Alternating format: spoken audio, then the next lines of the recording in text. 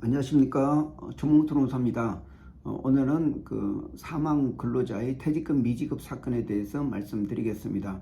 어제 한 80대시는 노인분이 찾아오셔가지고 자기 친구가 그 몇 년 전에 일을 했는데 퇴직금을 못 받았다. 그래서 좀 이 퇴직금 사건을 의뢰하고 싶다 해서 찾아왔습니다. 이분이 가져온 수를 보니까 이 사망한 근로자가 2003년부터 2018년도까지 일을 했고 그에 대한 그 임금이 표시가 되어 있었습니다.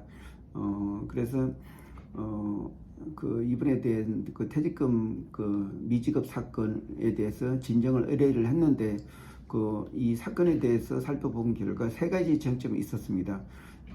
이 사망한 근로자가 80세에 사망했지만은 그 3년 전에 일했던 그 직장으로부터 15년 동안 일했는데 그 기간 동안에 근로자로 일했는지 프리랜서로 일했는지, 그리고 또 하나는 이게 벌써 3년 6개월이 지났는데 그래도 임금 퇴직금을 청구할 그 내용이 되는지, 왜냐하면 이 임금의 그 소멸 시효는 3년이기 때문에 그런 문제가 있고, 그리고 또 그 마지막 쟁점은 퇴직금을 얼마로 계산해야 되는지, 이 부분이 세 개의 주요 쟁점이 되겠습니다. 그래서 이 세 개의 주요 쟁점에 대해서 말씀드리고 이 문제를 어떻게 해결해야 되는지에 대해서 말씀을 드리겠습니다. 우선 근로자가 아닌지 여부, 사실 노인이고 그 거의 15년을 일했지만은 거의 65세에 들어가서 거의 15년을 일하고 약 80세에 사망을 한 분입니다.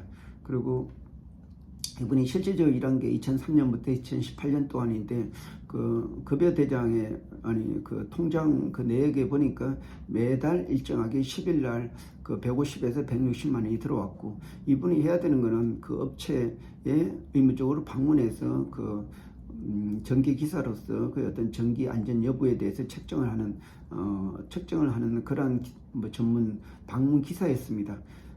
그래서 이 분이 근로자인지 프리랜서인지, 그래서 이걸 판단할 때 우선 경제적 종속성이 있었는지 그리고 인적 종속성이 있는지, 이게 두 개로 이렇게 판단해야 되는데 그 배우자의 말씀을 따르면은 이분은 항상 아침에 출근해서 저녁에 오후에 늦게 퇴근했고 월요일부터 금요일까지 일했다.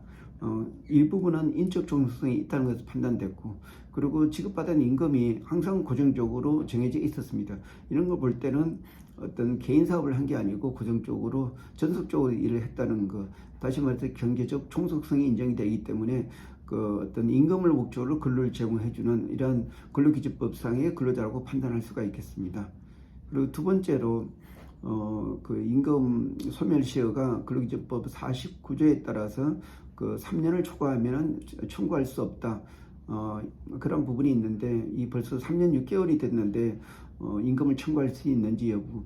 사실 근로기준법에 의한 소멸시효는 지났더라도 그 근로기준법을 위반한 그 형사처벌에 대한 공소시효는 아직도 2년이 더 남아 있었습니다. 왜냐하면 5년까지 할 수 있기 때문에. 그래서 사실 이 사건은 진정보다는 그 근로기준법 위반에 대한 어떤 고소 사건을 가져가야 된다, 이렇게 판단을 했고, 그리고 마지막으로 그러면 그 퇴직금이 얼마나 나오는지, 이 퇴직금은 그 사유 발생의 날 이전 3개월간 그 근로자에 지급한 임금을 거기에는 총인수로 나누는 금액을 말한다, 이렇게 그 평균임금을 계산하게 됩니다.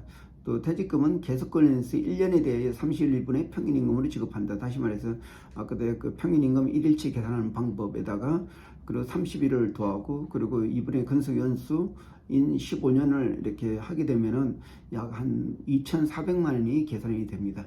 그러면 또 그리고 37조에 따라서 퇴직하고 14일 이내에 지급하지 않으면 연 20%의 가산임금이 있습니다. 그래서 가산임금 연 20%를 계산하니까 그게 또 한 1,600만 원이 됩니다. 그래서 총 330만 원 정도 퇴직금 미지급된 퇴직금이 이렇게 남아 있었습니다. 그래서 비록 그 사망했지만 그 배우자가 이 퇴직금 지급을 진정 또는 고소를 하게 되면은 받을 수가 있다고 할 수 있겠습니다. 예, 이상입니다. 고맙습니다.